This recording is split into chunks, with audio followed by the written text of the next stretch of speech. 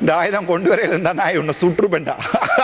நல்லாளம் நல்லாளம் நீ இப்ப இந்தியாவில சுற்றுப்பட்டா நீ வந்திருந்தீன்னா யாழ்ப்பாணத்துல உன்னை வெடி வச்சிருப்பேன். இவனை பார்க்கும்போது எனக்கு மட்டும் தான் சிரிப்பா வருவாரே தெரியலங்க. இவனோட வீடியோ ஒண்ணு பார்த்தேன். அதாவது ஒரு பொம்பளை கிட்ட வந்து துப்பாக்கி எடுத்து காட்டுவான், அந்த பொம்பளையோட செருப்பை கழட்டி அடிக்குவான்.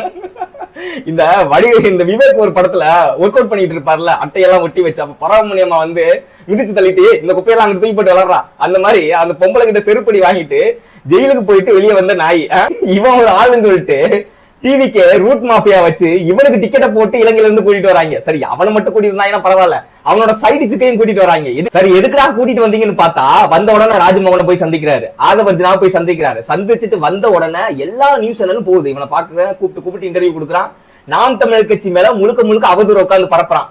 சீமானண்ணா மேடையில நேற்று பேசும்போது ஒரு வாக்கு சொல்லியிருப்பாரு, என்ன பிரச்சனை இவங்க எல்லாருக்கும் அப்படின்னா, இவன் இந்த அர்ஜுனா இருக்கான் பாருங்க, இவன் ராஜபக்சே குடும்பத்தோட சேர்ந்துக்கிட்டான் ஒரு துரோகியா. இங்க டிவிக்கு என்ன பண்ணிட்டான் அப்படின்னா அங்க போய் காங்கிரஸோட சேர்ந்துக்கிட்டான்.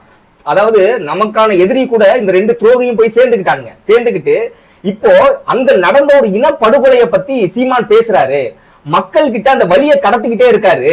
அதை தடுத்து நிறுத்துறதுக்காக நாம் தமிழர் கட்சி மீதும் அண்ணன் சீமான் மீதும் அவதூறு பரப்புறதுக்காக தான் இவன் என்ன பண்றாங்க அப்படின்னா அங்க இருந்து டிக்கெட் போட்டு கூட்டிட்டு வராங்க. இந்த நாய் சொல்றான் எங்க இனத்தோட வழியை வச்சு இவர் சம்பாதிக்காரு அப்படின்னு. நீ பேசு உங்க நொன்ன விஜய பேச சொல்லு. உங்க நொன்ன விஜய் இருக்காருல்ல, அவர் பேச சொல்லு.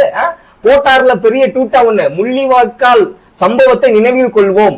என்னத்தை நினைவில் கொள்ள போறீங்க? தமிழ் இன படுகொலை நடந்துச்சு அப்படின்னு சொல்ல வக்கு இல்ல, ஒரு நினைவேந்தல் நடத்த வக்கு இல்ல, ஒரு தலைவனோட போட்டோவை வச்சு ஒரு மாலை போடுறதுக்கு வக்கு இல்ல. ஆனா ஜெயிச்ச உடனே எங்க ஓடுறாரு? ஈவேராக்கு ஓடி போய் மாலை போடுறாரு. நல்லா இருக்குங்க, நல்லா இருக்கு தம்பி. அப்புறம் அர்ஜுனா கடைசியா ஒன்னு சொன்ன, சீமான சுட்டு போடுவோம் அப்படின்னு. அடுத்த முறை எல்லாம் இங்க வந்துடாத, கொட்டையை நசுக்கி போடுவோம். சரியா? ஞாபகம் வச்சுக்க.